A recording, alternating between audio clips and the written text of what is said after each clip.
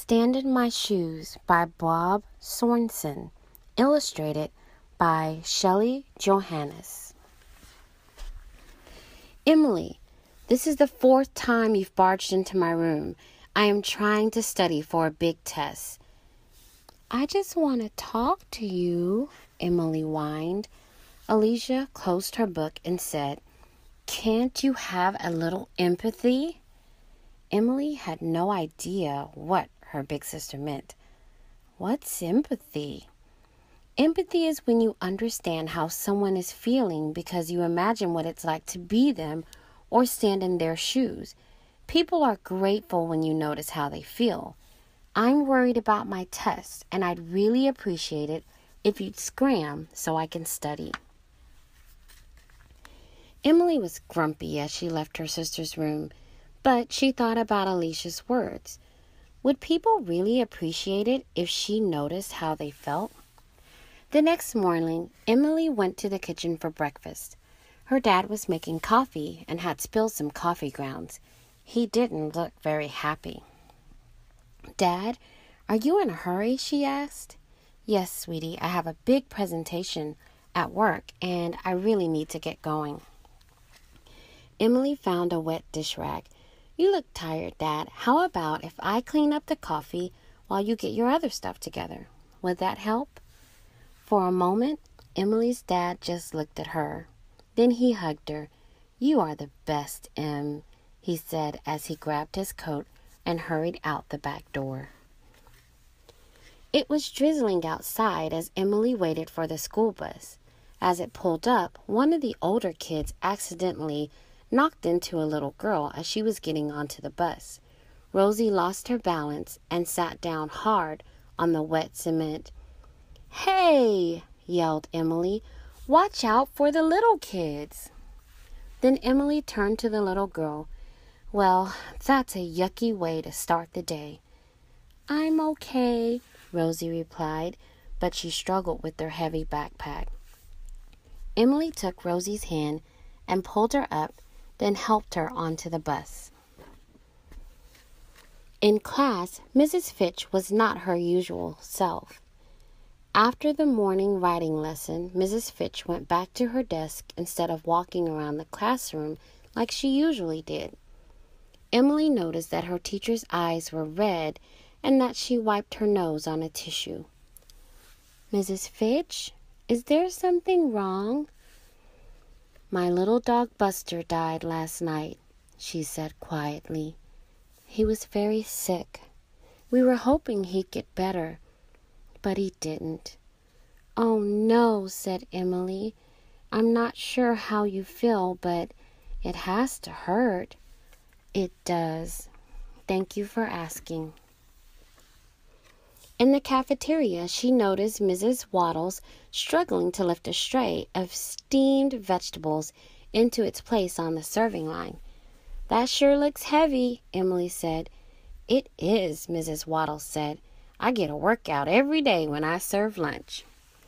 "That's quite a load of stuff," Emily said to Mr. Redmond as he pushed the cart down the hallway. "I just hope I don't run somebody over." Emily decided to walk in front of the cart, yelling in a loud, clear voice, "Coming through! Art cart! Coming through!" "Get out of my way," Tommy said as he pushed Samantha, Emily's friend, out of the line. "It's my turn." Tommy did this a lot at recess. "Tommy, how'd you like it if I pushed you out of line when you were waiting your turn?" "Probably not good," Tommy replied. "I love the tire swing."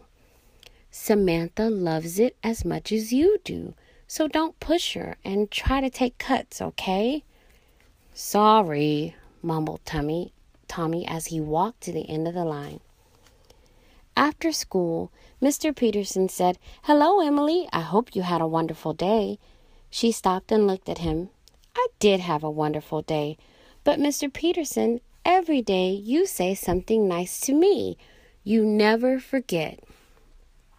As she walked to her seat, Emily could hear Mr. Peterson greet each child as they got on the bus. She sat down next to Samantha. When the seats were almost full, Rosie rushed onto the bus, out of breath. "Oh no, there isn't a place for me." Emily nudged Samantha and then asked her to slide over. "Rosie, you can sit with us." "I can? Thank you." When Emily got home, her mom asked, "How was your day, Em? You look deep in thought." "I'm fine, but I'm wondering about something." "What's that?" "You always seem to notice how I'm feeling." "Oh, that's just part of being a mom." "But how about you? Who notices how you're feeling?" asked Emily. "Wow, Em," said her mom, "that's a very thoughtful question. I guess the answer is Aunt Carla and my friends Nancy and Shauna, and mostly your dad, sometimes Alicia, and now you." "Why do you ask?" "Just wondering," said Emily. "I'm starving. Is there anything good for a snack? Let's make something together." It was almost bedtime, and Emily could see Alicia studying in her room. Instead of barging in, Emily knocked on the door. "Can I come in, or are you busy?" "You look like you want to talk," said Alicia. "Come on in." "I've been noticing how people feel," Emily said. "You know, that empathy stuff." "So, what happened? What did you learn?" "People really like it when you recognize how they feel. Just noticing seems to touch their hearts." "You got it, Em. But there's something more. When I care enough to notice how others feel, something changes inside of me," Emily explained. "It sounds like you enjoy that feeling." "Yes, I do," replied Emily. "Good. Now get out of here so I can study." I hope that you enjoyed it. By Bob Sornson.